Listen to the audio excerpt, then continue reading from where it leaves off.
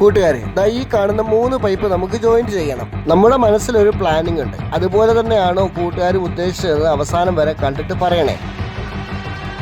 നമുക്ക് ഈ 3 pipe connect ചെയ്യണം. ഇത് ലെവലല്ല.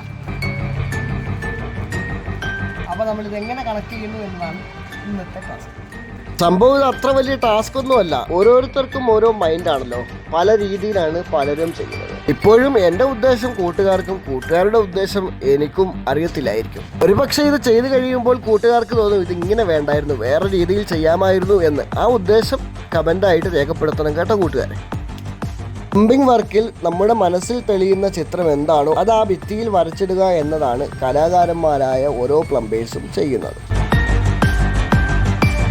ഇനി കൂട്ടുകാർ നോക്കൂ, കൂട്ടുകാരുടെ മനസ്സിലുള്ള ചിത്രമാണോ നമ്മളിവിടെ വരച്ചത് എന്ന്. നമുക്ക് നോക്കാം എത്ര പേരുടെ മൈൻഡ് സെറ്റിലുള്ള ചിത്രം ഒരുപോലെ ആയിട്ടുണ്ട് എന്ന്. ഓക്കെ.